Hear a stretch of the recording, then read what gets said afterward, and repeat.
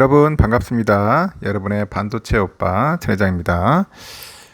이제 또 늦은 오후 시간이 될 것 같습니다. 저녁 시간도 다가오는 것 같은데 선선한 날씨에 한번 또 떠들어 보도록 하겠습니다. 삼성전자 이야기 좀 해야겠죠. 다양한 이야기도 하는데 삼성 이야기도 한번 들려드릴 테니까 한번 여러분 편하게 들어주시고, 지금 삼성뿐이 아니라 요즘 힘들어하는 기업들도 꽤 있어요. 워낙 미국 때문에 그래요. 미국이 계속 뭐 중국 제재를 때리니까 중국을 계속 막 쪼아버리니 중국에 이제 수출하는 기업들은 요즘 상당히 힘들고 허덕이고 있어요. 허덕이고 있는데 과연 이 중국 제재를 언제까지 할지 저도 궁금해집니다. 어떻게 보면 미국도 깡패예요. 보면은 이게 진짜 공산국가 못지않게 뭐 자유민주주의 하더라도 똑같은 놈들인 것 같습니다. 자기들의 이익을 위해서라면 물불 안 가리는 아주 잔인한 놈들이죠. 아무리 뭐 우리나라 뭐 우방 국가라 하더라도 자기들 이익에 반해버리면은 뒤돌아돌 놈들입니다. 등 보일 놈들이기 때문에 우리 스스로가 힘을 키워야 돼요. 국방력도 그렇고 모든 게 다 그래요. 경제력도 그렇고 우리 스스로 키워야지 어느 나라 한 나라에 의존할 필요가 없어요. 이게 배신 때리는 나라가 많아 워낙. 영원한 우방, 영원한 적도 없는 것 같습니다. 요즘 보면은 하여튼 자기 나라 이익에 반하면은 다 적이야 적. 그렇게 된 것 같아요. 시대가 변해된 거죠. 지금 상황 보니까 아주 흥미로워요. 미국과 중국을 대표하는 반도체 협회가 있는데 이 반도체 협회가 미국과 중국에 대한 그 반도체 제재 반기를 들었습니다. 반기를 들고 나섰고, 미국의 수출 통제 등이 인전 무리하게 진행이 되다 보니까 미국, 중국 내 반도체 기업들이 모두 공멸의 위기로 빠질 수 있다, 그런 이야기도 있습니다. 공멸의 위기. 미국과 중국의 그 반도체 패권 경쟁 사이에서 움츠렸던 삼성과 그 하이닉스에 대해도 그 중국 시장 사업의 새 활로가 열릴지 아주 주목을 받고 있는 거예요. 업계에 따르면은 최근에 그 중국 반도체 산업 협회가 있는데 여기서 미국 정부는 최근에 몇 년 동안 제한 조치를 잇따라 내면서 이 반도체 산업의 글로벌화와 세계 공급망의 안정을 파괴했다, 뭐 그런 이야기를 합니다.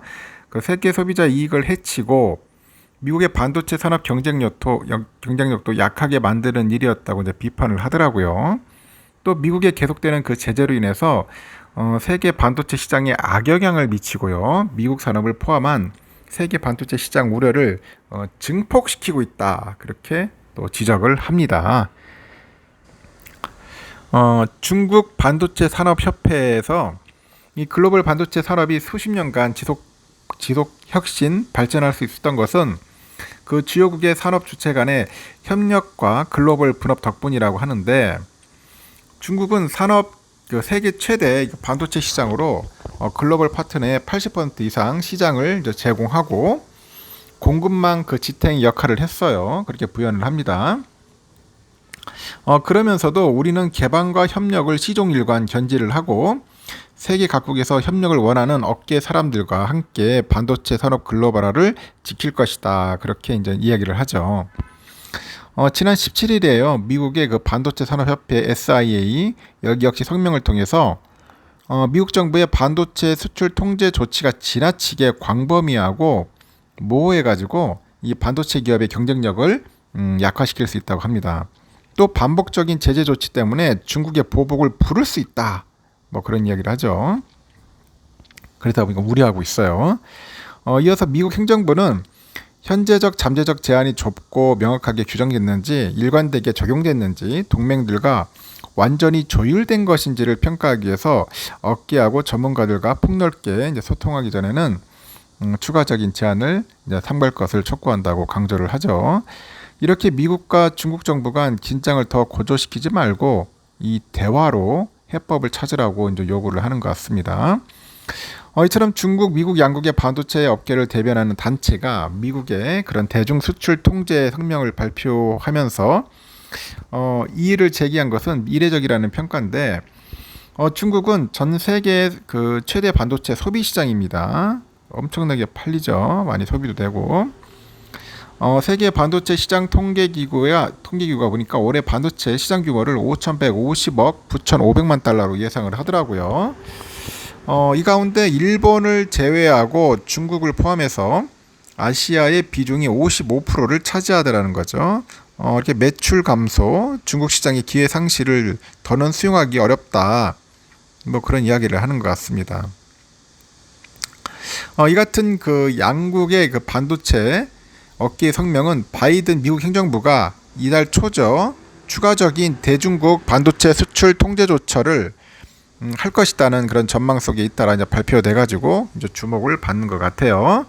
이 전망 속에 보니까 아주 흥미로운데, 이거 미국 상무부가 지난해 10월이죠. 핀팻, 이런 핀팻 기술을 사용하는 로직 칩 16나노나 14나노 이하, 그리고 18나노 이하의 D램, 128단 이상의 낸드 플래시를 생산할 수 있는 장비, 기술을 중국 기업에 판매할 경우 허가를 받도록 하는 광범위한 대중국 수출 통제 조치를 발표했습니다. 아주 골 때린 놈들입니다. 아주 잔인하게 반도체를 가지고 중국을 괴롭히고 중국을 응징하려는 것 같아요. 서로 간의 패권 싸움이겠지 뭐. 니들이 어디 감히 미국에 도전한다는 거야? 그런 마인드인 것 같아. 그러다 보니까 아예 밟아버리려고 하는 것 같습니다. 중국이 또 가만히 있을 것 같나? 다르겠죠. 하여튼 여기에 또 미국은 조만간 그 저사양이죠. AI 그 반도체하고 클라우드 컴퓨팅에 대한 중국의 접근을 제한하는 조치도 내놓을 예정이라고 합니다. 하지만 미국과 중국의 반도체 협회가 공동으로 이제 미국 정부의 조치를 강하게 비판하는 성명을 이제 내놓다 보니 삼성하고 하이닉스의 중국 사업이 안정적으로 지속될 수 있는 실마리가 마련될지 이제 주목이 됩니다. 삼성은 중국 시안에 낸드 플래시 공장하고 스저우에 패키징 공장을 두고 있어요. 하이닉스는 우시의 D램 생산 공장, 다롄의 낸드 공장, 충칭의 패키징 공장 이렇게 가동 중입니다.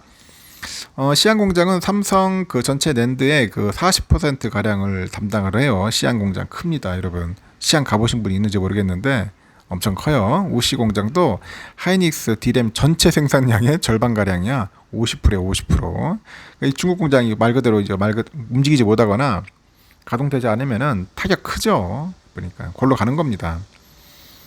이렇게 한국 그 반도체 디스플레이 기술 학회 연구위원도 그러는데, 이 미국 반도체 협회는 사실상 미국뿐 아니라 이 반도체 그 강국들의 기업들이 가입이 돼 있어가지고 글로벌 업계의 이해관계를 대변한다고 합니다. 그래서 미국과 중국의 반도체 협회에 잇따른 성명에 미국 행정부가 수출 통제 등 방향을 설정하는 데 있어서 영향을 받을 수 있을 것이다, 그렇게 보고 있는 것 같습니다. 상황이 그렇게 썩 좋지는 않지만은 이제는 협회에서 저렇게 떠들어대고 있으면은 이제 뭔가 좀 풀리지 않겠나 하는 생각이 들어요. 제가 볼 때는 아무리 바이든이라 하더라도 고집을 부릴 수 있을지는 모르겠습니다. 한번 좀 더 지켜봅시다. 기회는 생길 거라고 보여집니다. 여기까지 할게요.